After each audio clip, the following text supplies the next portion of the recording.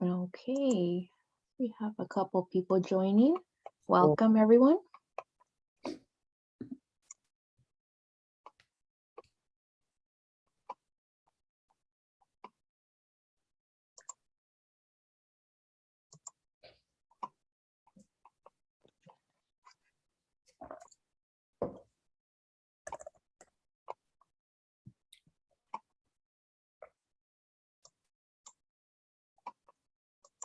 This is wonderful. Well, thank you all for joining. I know we had originally planned this event to be our first in-person business boot camp, but unfortunately cases are going up, and to ensure everyone's safety and just as a precaution for everyone, we thank you for joining us virtually today instead. So we have a great presentation.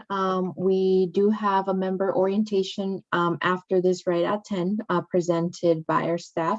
So if you want to learn more about the chamber, our initiatives for this year, make sure to stick around. But before then, I want to introduce today's speaker. Her name is Erika Sanchez.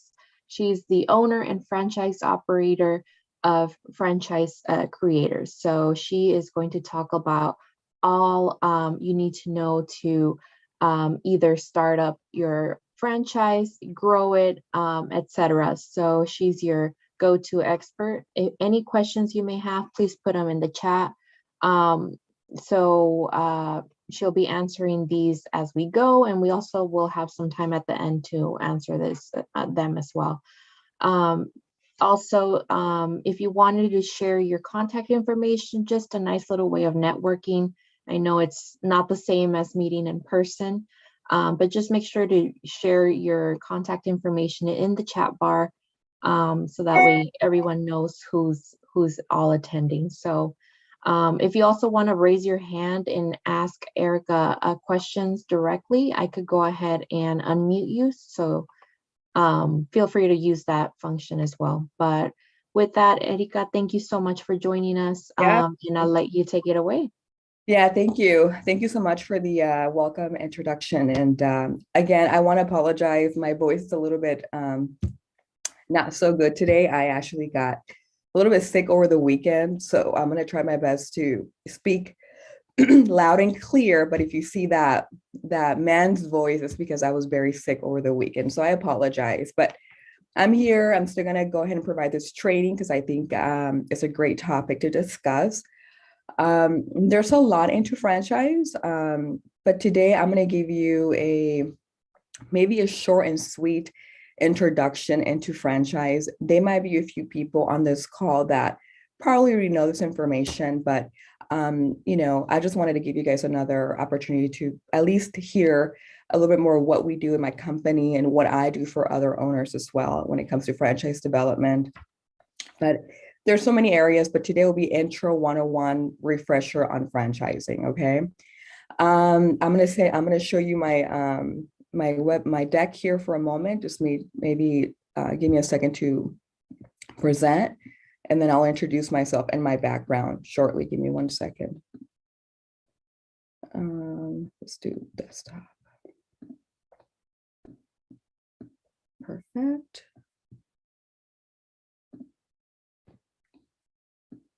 Can you guys see my deck? Elizabeth, can you see my deck? Yes. Perfect. If you want to just make it full screen. Yes, make sure. Present slideshow. All right.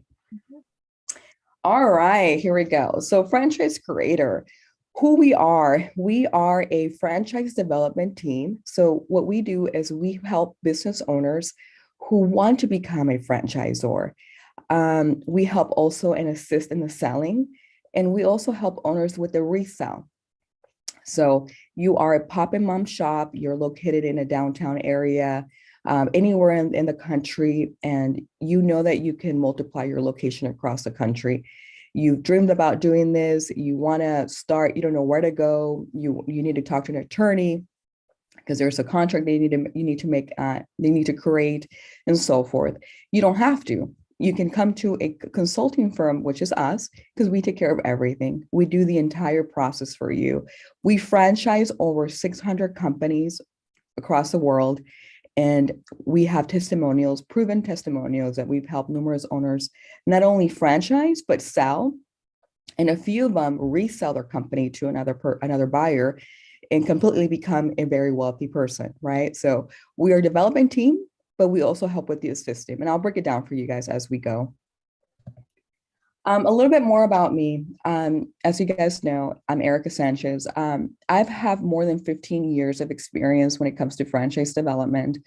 I used to be a director for a cool concept. I'm not sure if you guys heard of it, but it's called Amazing Lash Studio. It's all about lashes. I remember back in 2007 and 16, I wasn't sure what I wanted to do in my career because I always wanted to be a police officer.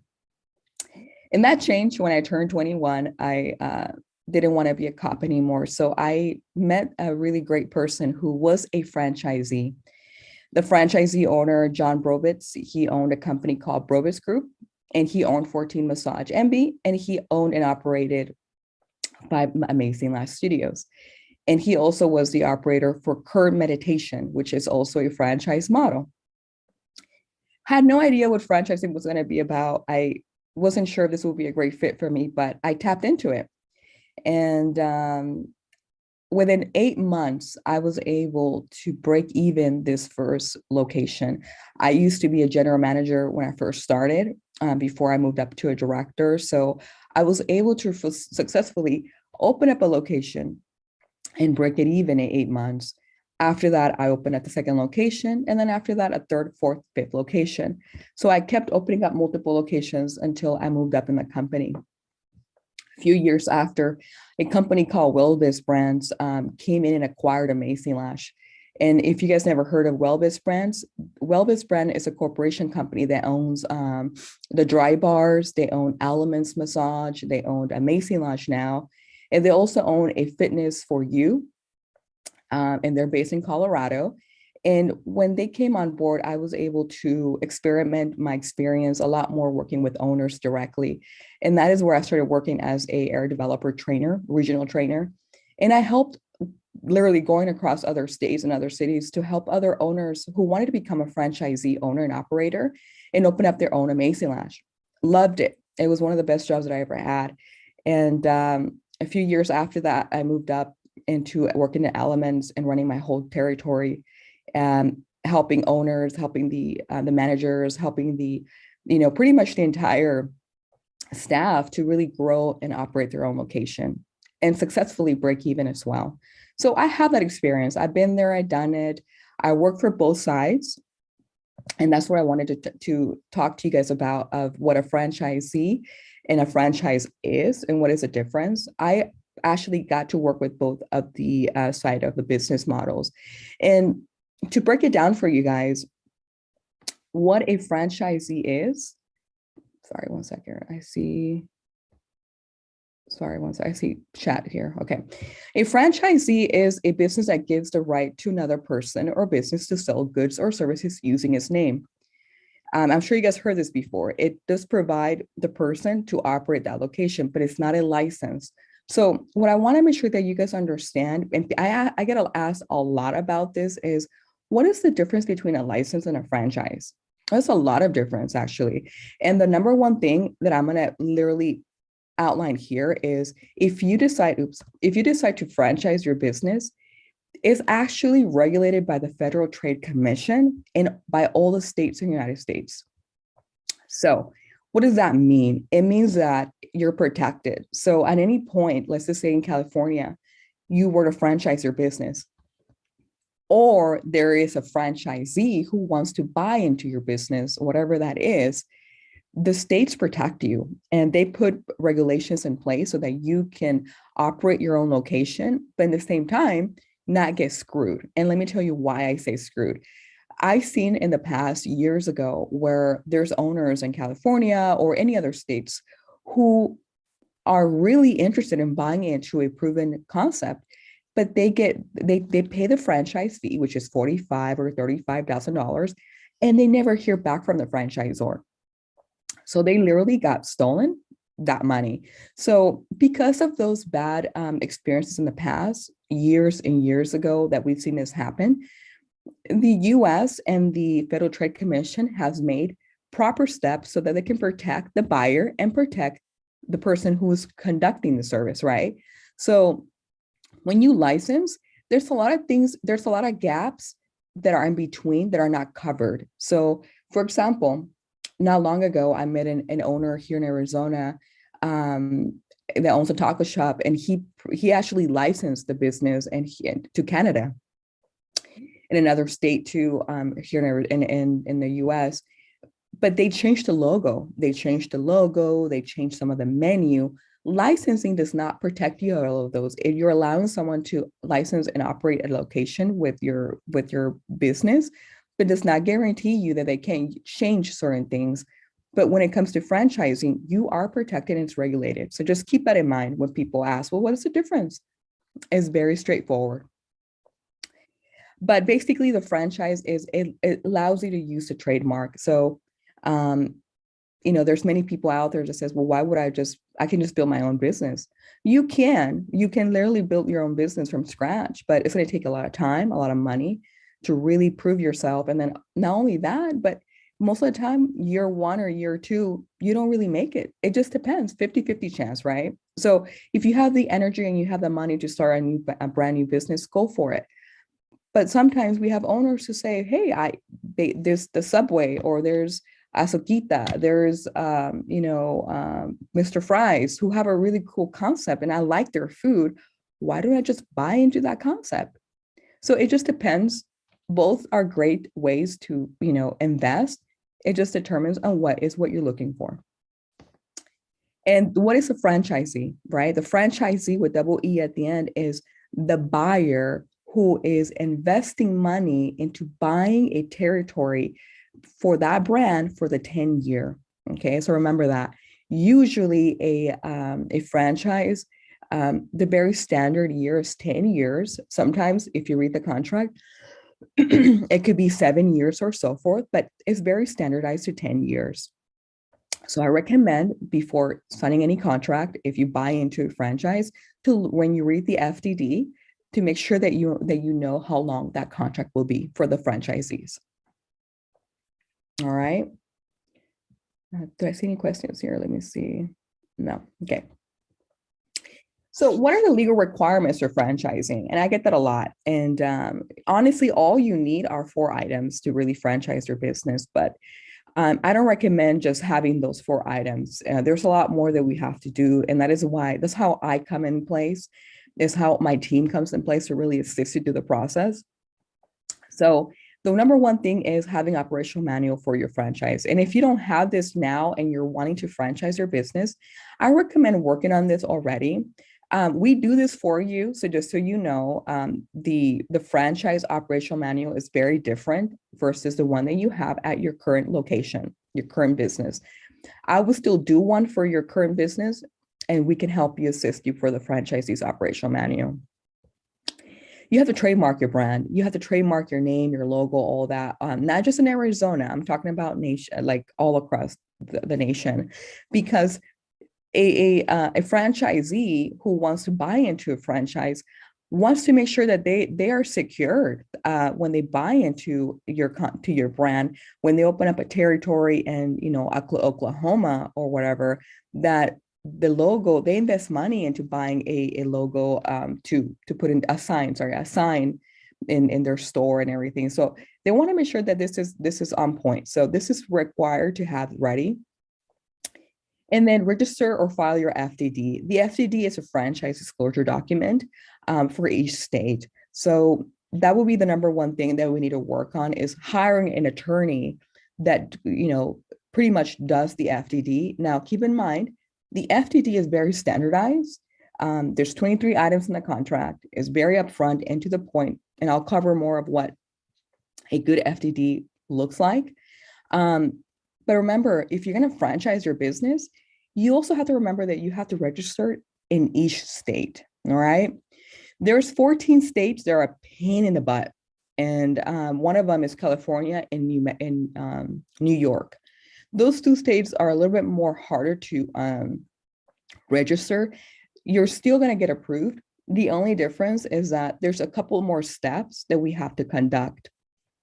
But besides that, every other state out of the 14 states, you should be good to go. Florida, New Mexico, Arizona, they're friendlier states. Like there's, North Dakota, South Dakota, they're a little bit more complicated, but we'll guide you through the whole process. But just remember that once you register, you cannot sell in any state, and you've actually been registered in that state to franchise. And it's not expensive, and we will guide you through that process as well. And then, like I mentioned earlier, prepare a franchise disclosure document, any legal documents that come with that, any addendums that we have to create when you negotiate with your franchisees. This is very critical. Without the FDD, you can't really be a franchise. All right. All right, any no questions? All right. So what is a good franchise agreement look like? And I'm going to show you guys an example of what a good franchise agreement looks like. But a couple of things that I look for and an attorney will look for is that it has the initial and ongoing franchise fee. And the initial and ongoing franchise fee could be very different for every single business or concept, right? So remember that it has to state that in there. And if there's any additional fees, it has to state in there as well. The timeline for opening and opening for the business. So a franchisee wants to understand when they're buying into a franchise, how long will it take me to open up my location with this brand? Okay. And then what does the territory look like? How am I protected? So if I'm going to buy into, for example, Chino Mex, I franchise a restaurant called Chino Mex. There's a person in Indiana who wants to buy their Chino Mex territory. And they asked me, well, in Indiana, there's no other Chino Mex in that state.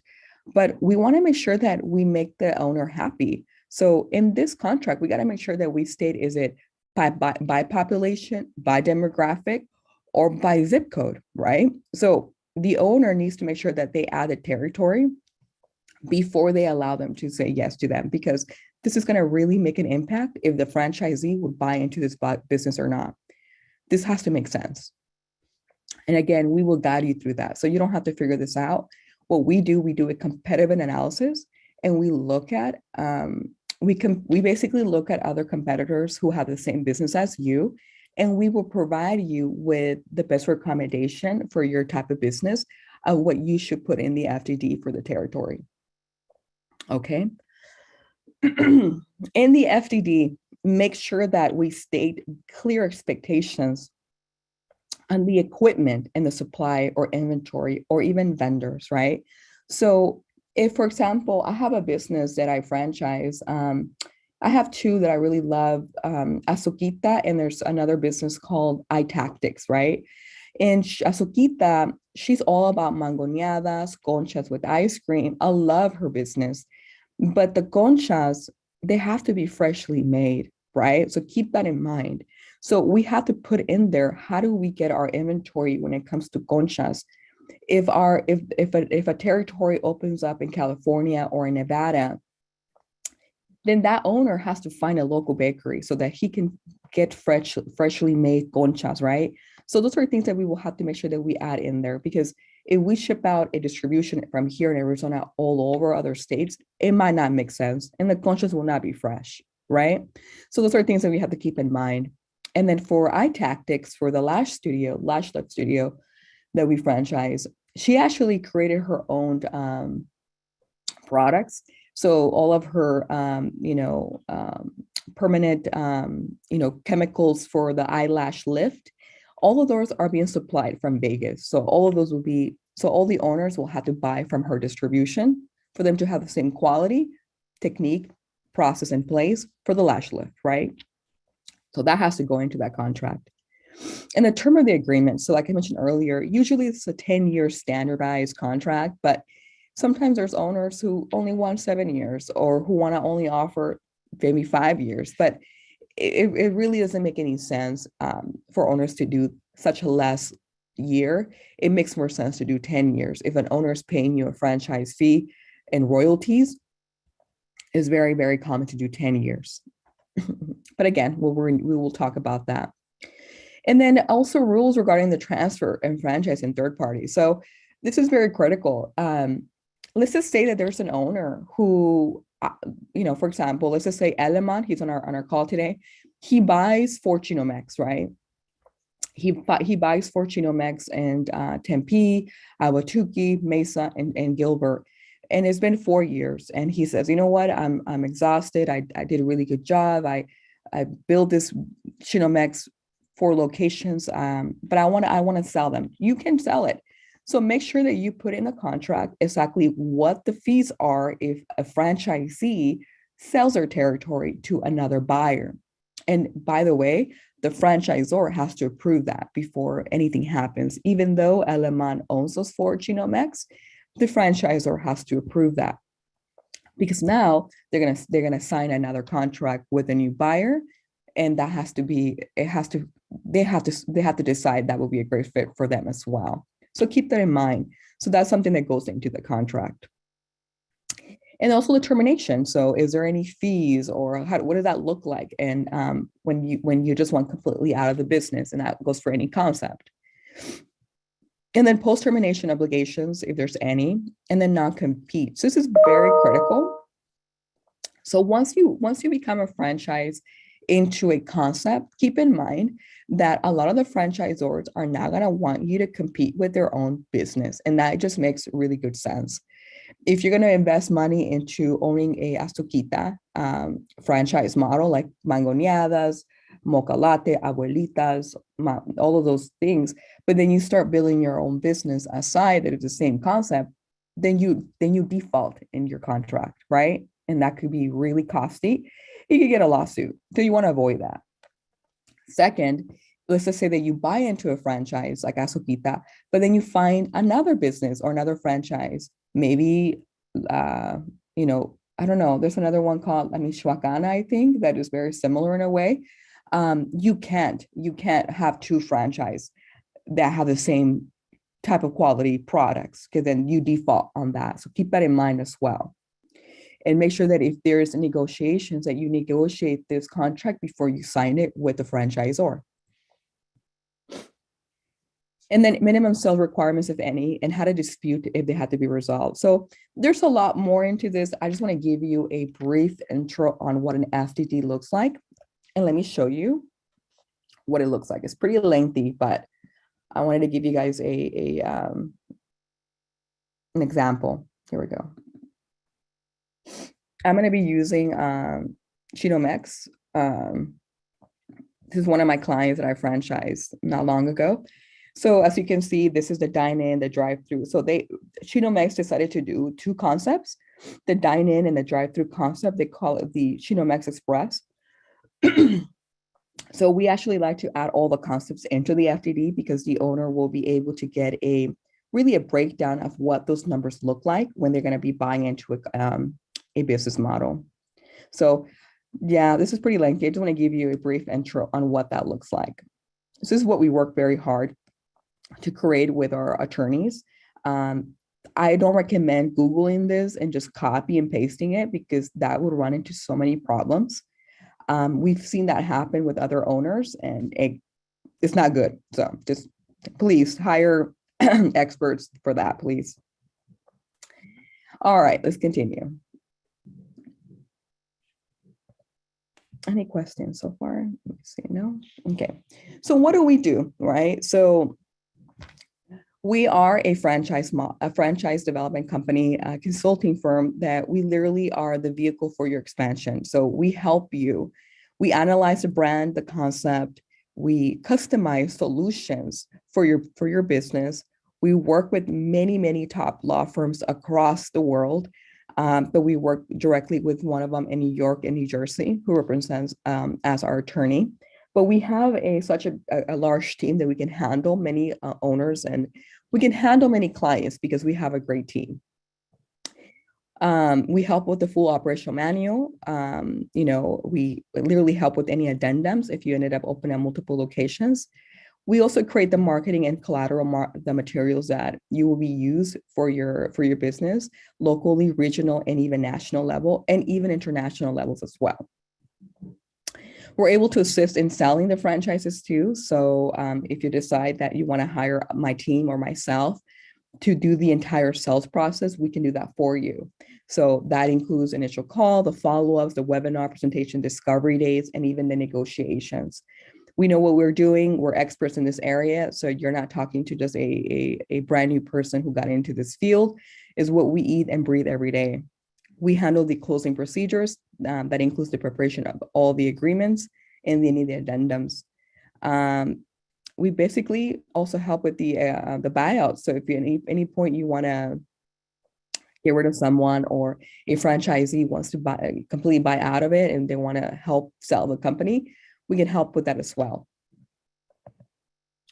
And some of our services include all of that as well. There's a lot. There's like maybe 34 items that we provide for you guys in 90 days. So we take pride. In 90 days, we get you up and running as a franchisor.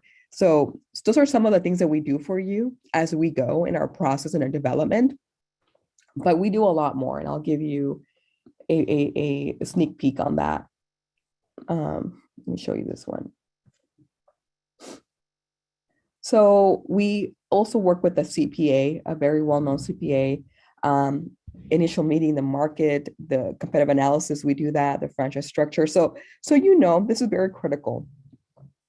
One of the things that we do for all the owners is that you want to make sure that you are going to stand out. If you are a franchise, and you have a good concept and you want to compete, you want to go strong, you want to be known out there. What we do for all of you guys is that we do a market study, and we literally compare 4 or 5 other businesses that are aligned to what you offer, the exact same thing. And we look to see what the royalties are, what the franchise fee is, what is the inventory requirements? What is the startup cost look like? So we look at all those numbers and we let you know what we recommend for you to charge. So you're never going to be making up numbers just because you're going to want to make them up. We're going to give you the best recommendation out there. We help with the structure, the profile, the type of franchise being offered, the territory, all of that, how the internal staffing looks like, the profit and loss reviews, the royalties. This is very critical. You just can't just open up you can't angel investors. Can you help? Sorry, I got a question here. Can you help with angel investors? No, we do not, but we do work with numerous lenders and SBA. We partner up with a lot of people that can provide funding, and there might be connections that we can provide, but we don't. Franchise Creator does not provide, angel investors. But I do know local ones, so I can always, if you guys need help, give me a call, and I can always refer you some people that are locally here in Arizona. Okay. So going back to royalties, with royalties, it's very important that you do not make up a number. So what we do with our competitive analysis is that we determine, like, for example, Subway, what is a royalty is 5%, 6%. Chick-fil-A is I think it's at 8% royalty. So those royalties are critical. And remember, a franchisor is in it for the royalties. And that is a key ingredient. You're not here to make a lot of money on the initial franchise fee. Even though this is very, very fast liquid capital of like 45K or 35K, that's great. But that money is just a one time. The royalties, remember, we're going to give you the best practice so that when you create your franchise model, that you create a royalty that is very attractive for you and for the buyer, correct? So 6%, 5%, whatever that is that you decide, that would be every single month from the gross sales. Keep that in mind. So that's pretty much some insight of what we do, the registration part, the SBA. We'll sign you up with the SBA directory, the operational manual, the setup advertising plan. So all of those that we have here is what we do. There's, oh my gosh, there's so much that we do for you guys. I think all the way to 13. I'll send you guys a copy of this if you guys want. It's very straightforward.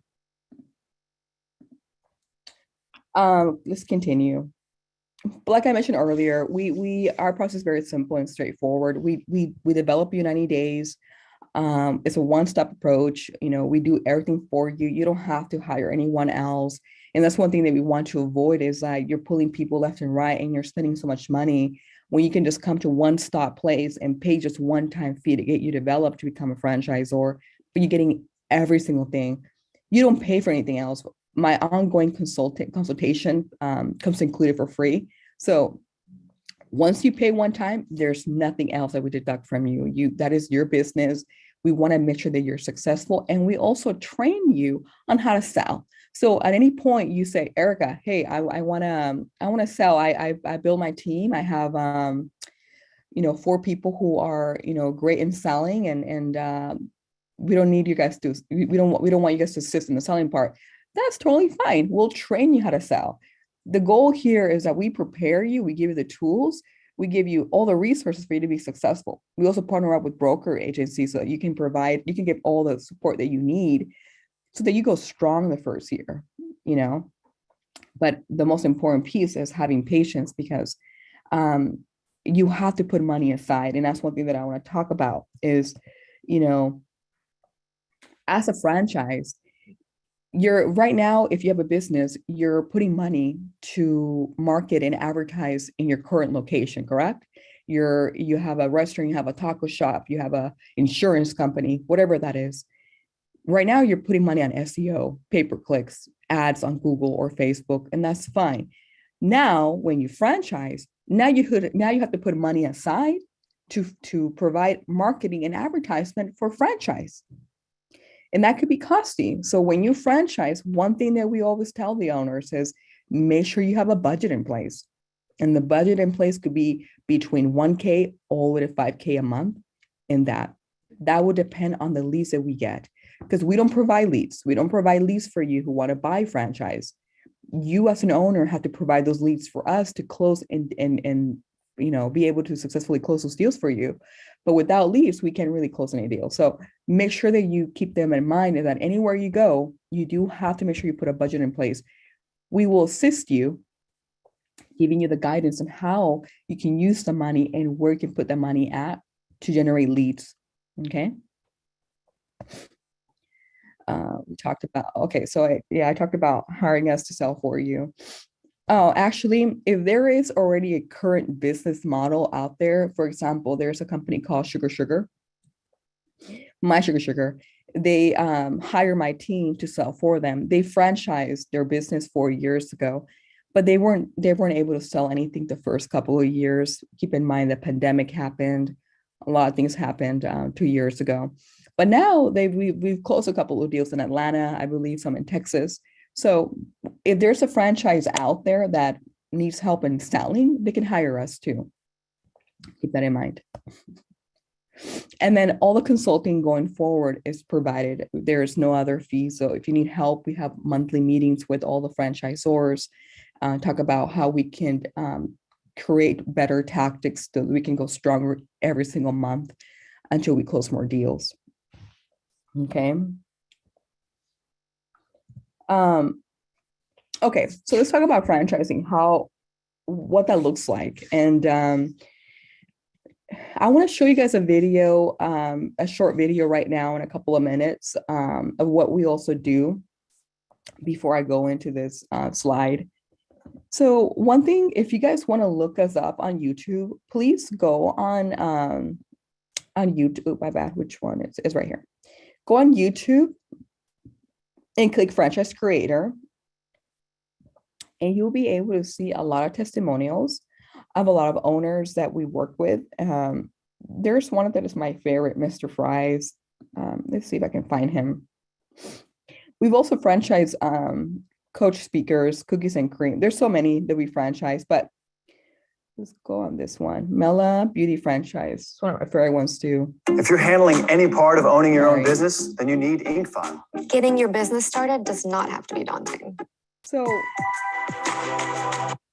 I'm going to show you a quick intro on this video. It's one thing that we also do. We do hire someone to fly out at your location, take videos, take photos for this video. But this video is very critical for your development of your business because you as an owner have to speak about your business. You got to talk about what you're charging and things like that. But I'm gonna show you an intro of what this looks like in our development center. Mi nombre es Melanie Jovanovic y soy la fundadora de Mela Beauty Studio. Nuestra compañía inició con servicios de pestañas y diseño de cejas en un rincón de casa de mis papás. Poco a poco el negocio fue creciendo hasta llegar al punto en el que fue necesario abrir un local físico para adaptarnos al incremento en demanda. Gracias a la calidad de nuestros servicios y productos, Mela Beauty Studio ha ganado la confianza de más de 170,000 seguidores a nivel mundial. Mela Beauty Studio es un salón de belleza dedicado a satisfacer las necesidades estéticas de nuestra clientela. Proveemos soluciones personalizadas en forma de servicios y productos de belleza. Nos enfocamos en el diseño de cejas, depilación y henna, queratina de pestañas, blanqueamiento de dientes, fiberglass, faciales y extensiones de pestañas, y varios de otros servicios estéticos. Aparte de estos, también ofrecemos una línea de productos de belleza para ayudar a nuestros clientes que puedan mantener este alto nivel de arreglo personal en su casa. Adicionalmente, Mela Beauty Studio ofrece cursos de belleza vía el programa de Mela Beauty Academy. Hemos desarrollado una línea de cursos de cosmetología de forma presencial y online. Nuestro objetivo es instruir a nuestros estudiantes en las técnicas más innovadoras del mercado para garantizar el éxito en la industria de la belleza. Mela Beauty Studio ha evolucionado considerablemente desde su creación. I'm going to go to the part where it goes over the initial investment so that you guys have an idea what this looks like, okay? One second.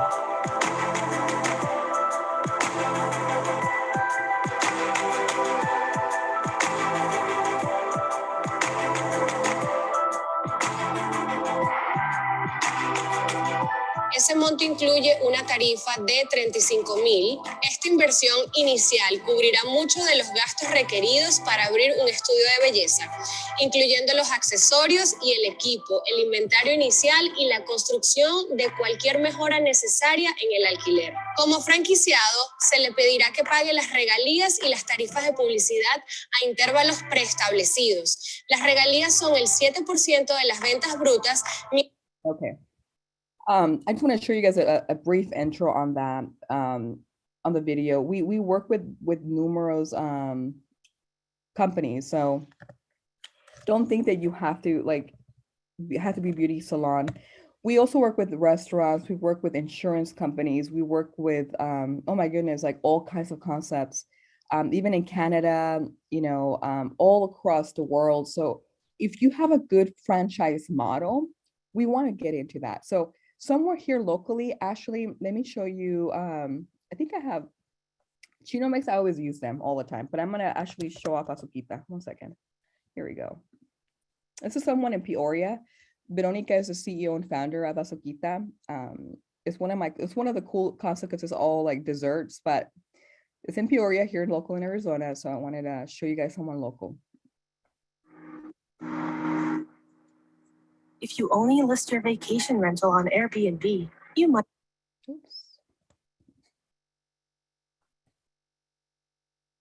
get a few people.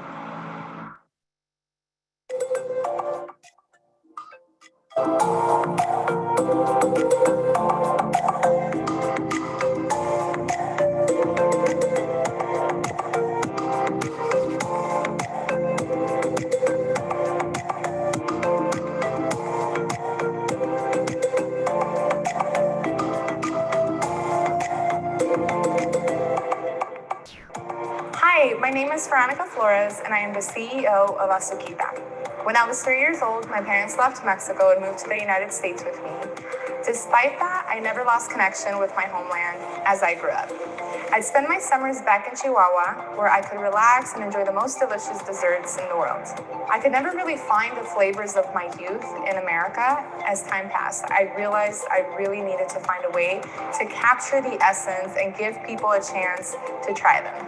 Azuquita has the perfect name for its company. Not only are the treats as sweet as they say they are, but the employees who work here honestly give you the best treatment when you come in.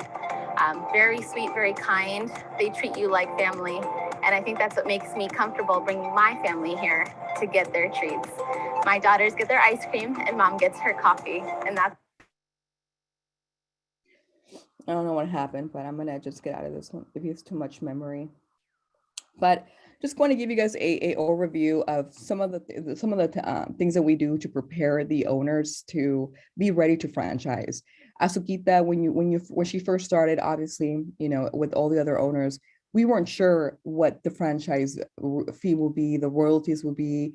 You know, there's a lot that we work for her to be prepared, to be confident on, you know, what the business will, what she's trying to create with the business, right? So we want owners to feel confident buying into this concept, that they know what they're saying and everything like that. So this is part of the development side, and nothing too much into that area. But I want to tackle more in what it allows you to do with your business. And if you ever thought about franchising, let's cover that area.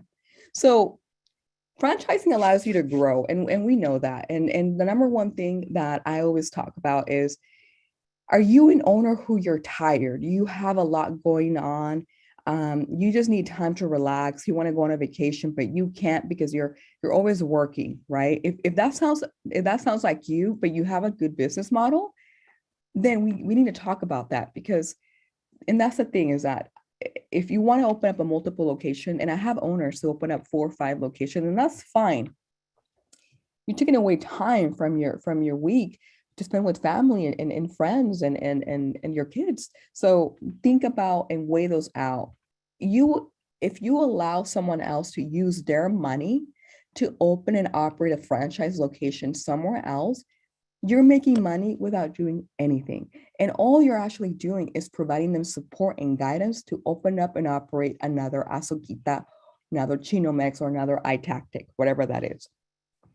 But like I mentioned in number 1, the franchisees are going to fund the entire new business. You're not going to put any money of your pocket to franchise another territory, because you're going to let this other person fund it, right? Your business will grow faster without adding any new staff. And that is very critical, is that you don't have to hire anyone else. You're going to allow this franchisee to hire the staff. And you're not taking any more risk on the economy. So, or giving any part of your equity. Actually, you're taking the equity of that royalty from that person to open up a territory. So there's a lot of great benefits into that. So, and then since franchisees use their own capital, the franchisor has virtually no investment at that unit. So basically, there's no liability. If something was to go wrong in that location, you're protected. You're protected by the government, by the state, and by the FDD. Let's just say, for example, just, you know, as a crazy story, there's a franchisee who purchased the wrong meat, or he didn't follow protocols, and he bought meat from another third-party vendor, and that meat was, you know, bad, and everyone got E. coli or something, right? You can literally take away their territory, because they, first, did not buy the meat from the supplier that you're buying it from. Second, people got sick and they probably got sued. So you can take away that territory with no problem, because you're protected. You have put everything on a contract that states what they're required to do and follow. You're protecting your brand, and vice versa. We're protecting the franchisee also to be careful to avoid those situations, right? Keep that in mind. And also, keep franchising allows companies to leverage the assets of franchisees as well. With every new franchise sold, you receive initial franchise fee, as well as an ongoing weekly, monthly royalties. Like I mentioned to you earlier, is that as a franchisee, what's in it for you? Well, you receive initial franchise fee, but also you get either a weekly or a monthly royalty. And that is your return of investment is going to be the royalty and the franchise fee. I don't see the franchise fee coming into you until you've hit a couple of years as a franchisor. And the reason why is because there's going to be a lot of money that you're going to invest into the first couple of years. And it's like any other business, you know, you invest and then you make your ROI. Each location may also purchase their supplies from you, which is just a really cool fact, is that, let's just say that you are for example, Azuquita, let's just say that she has her own syrups. She's distributing her own syrup, but she can actually sell the syrups to all the franchisees, making a profit also, but not too much that is still very realistic for them to be able to afford to pay, because what we don't want is to be making money on their franchisees. We don't want to be, making them feel like we're all about making them take away whatever we can from them. No, we want them to prosper. We want the franchisees to make money, because if they make money, you make your royalty. But if there is a special ingredient like a sauce or a syrup that has to come from you, then that's totally understandable. Then market price and sell that to them. So that's another way of making money.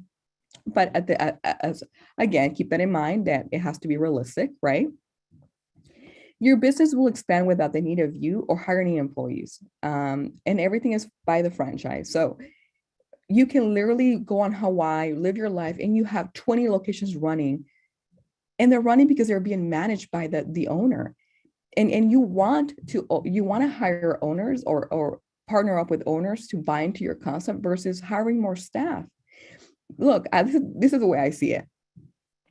I like to deal with owners because owners are more in it to win it. If they pay you to open up their location, they're in it to win it, versus a manager or a supervisor who is only a seasonal or a temporary person who will be there for you for a temporary time.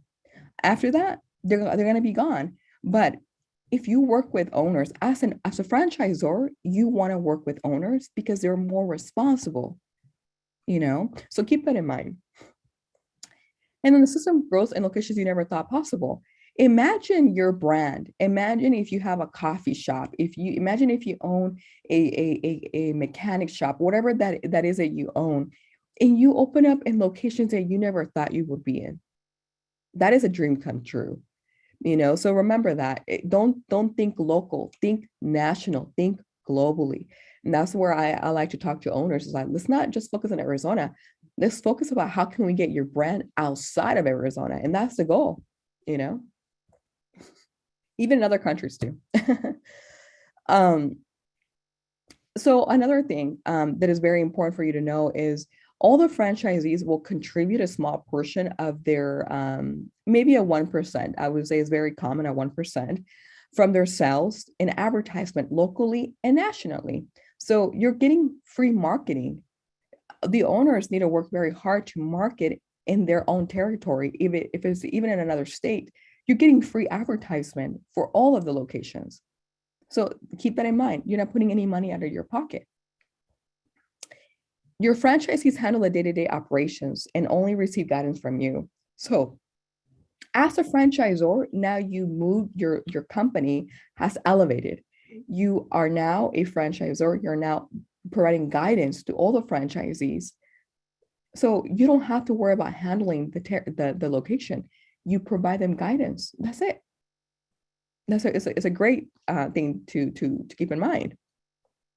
But you always keep full control. No matter whatever happens, remember that you still have full control of your concept and the way it's run and what products or services are being offered at each location. So, keep that in mind. The conchas for Azuquita, all of those that she's using at her current location has to be used across all of her locations because we want the quality of the taste to be the same. Think of Subway, think of McDonald's, right? Like I mentioned earlier, you want to deal with owners because since each franchise owner has they have to pay a franchise fee, they invest money to get started. He or she literally will run the operation a lot more better because they're fully invested. If there's an owner coming in to pay you $45K and they're going to pay you royalties, they're going to take the job serious. They're going to take the business very serious. So keep that in mind. Now, I get asked a lot, how am I with time? Sorry, let me check my time here. 1 second. Okay, we're good. Is your business franchisable, right? You work so hard to build your business 1 or 2, 3 years. You don't know what the next steps is. You want to open up more locations, but you don't know if you want to use your own money.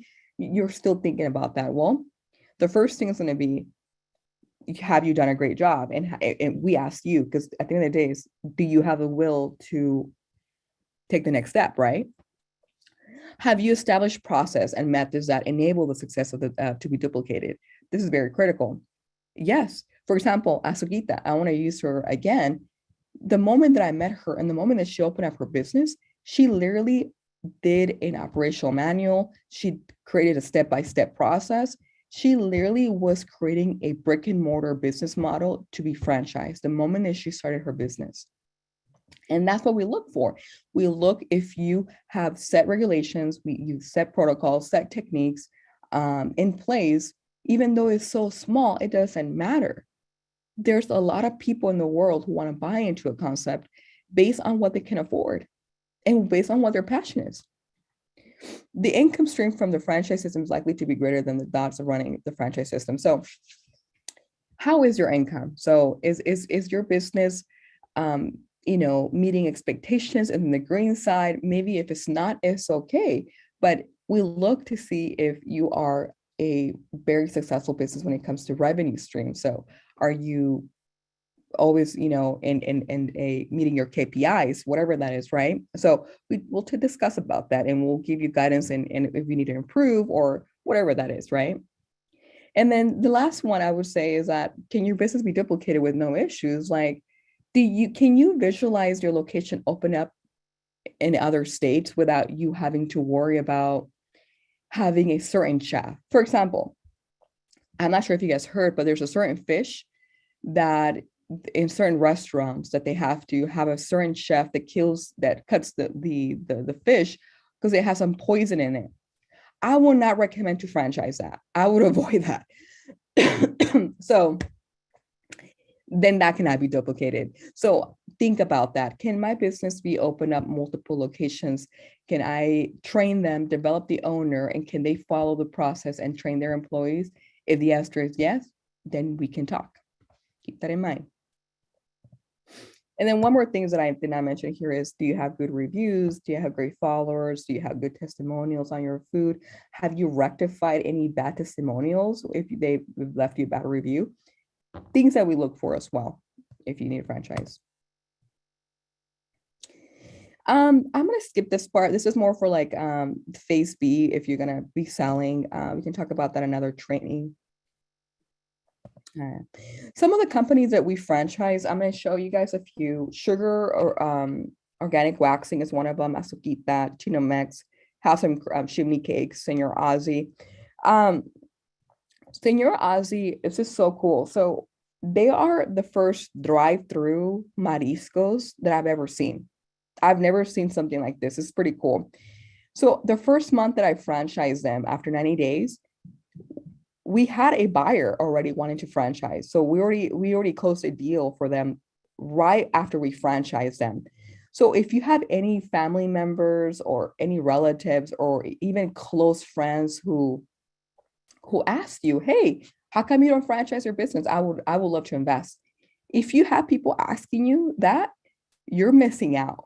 Because that's exactly how this happened. We closed the deal because there was a close friend that been keeping an eye on buying the concept or opening a location. So we closed the deal immediately after the first month that we franchise, and they're gonna make up their money back. So it's just great.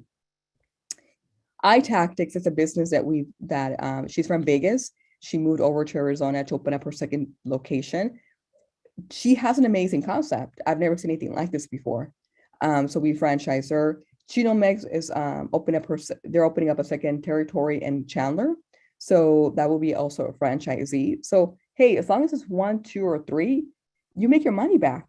But if you want to grow to more locations, the sky's the limit. We can do it anywhere you want, so don't let, the fear get to you. You can make it happen. We can also franchise insurance companies. And again, do you have a good process? Do you have a good protocol? Do you have a great technique of how you're making money? People will find this attractive and they will tap into it. It doesn't matter what type of franchise it is. There's a lot of people in the world who want to tap into something that is aligned to their passion. So keep that in mind. All right.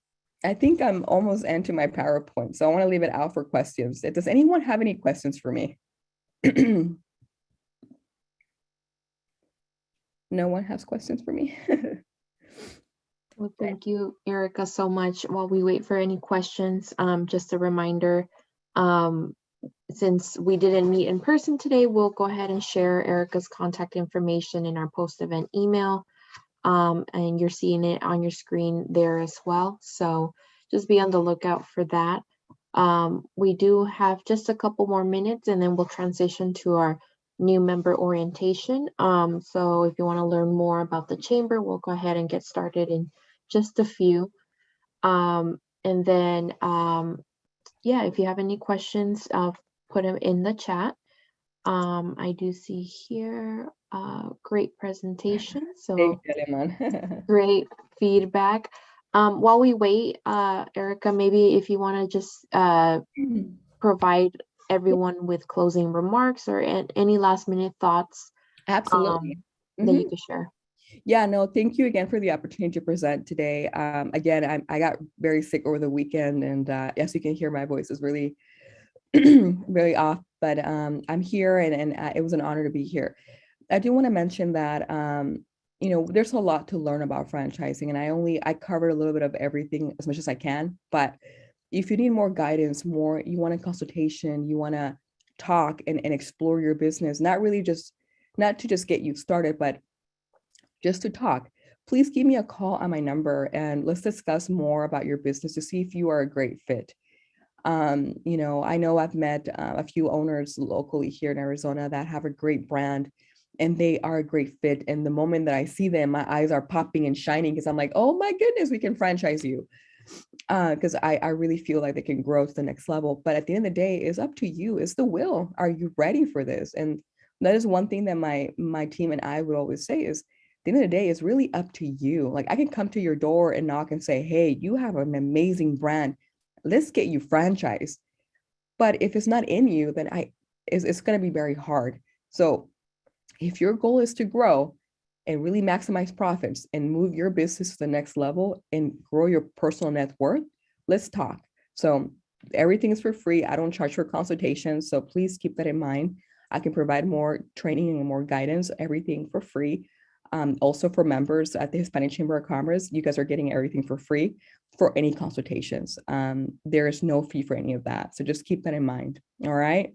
And my number is right there and my email is right there. And if you want to search me on my website, click on the website. You can listen to more of my background and go from there. But if you're ready, I'm ready. Thank you. Thank you, Erica. One question that we just got, will you help place franchises in certain locations? And this is coming from Rob. He's opening up an ice rink in which he would like to have 6 different restaurants within the rink. Yeah, we do. Mm-hmm. Yeah, we do. So all right. Please get my number and Rob, yeah, I'm gonna write your name down. So please give me a call, Rob Lopez, and let me know, send me a text at that number and we can discuss more and definitely assist you on that. Absolutely. Wonderful. Okay, well, thank you so much, Erica, for your time. No, thank you. I will go ahead and close the webinar here, but we will go ahead and continue with our member orientation. So if you want to stick around for that, I believe Angie's on the call already, so I'll let her go ahead and take it away. Appreciate your time and thank you so much for attending. Our next in-person event, fingers crossed, will be on the 28th of this month at our offices. So please visit our website for more details. Again, thank you so much. And we'll just give it a few minutes to transition over to our member orientation today. Awesome. Thank you so much.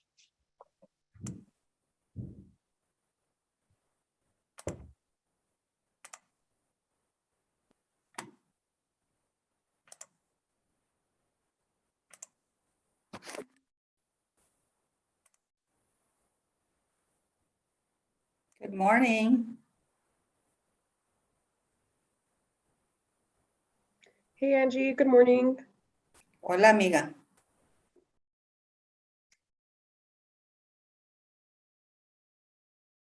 Angie, do you want to share your screen? And I'm so sorry, I was in a meeting. I don't have do you happen to have it? Is Rosa on the call? If she can share the screen? I could do it. Ay, gracias, amiga. Thank you so much. Sorry, I just got out of that meeting.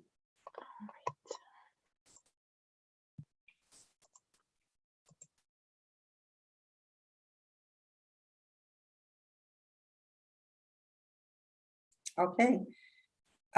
So we have 6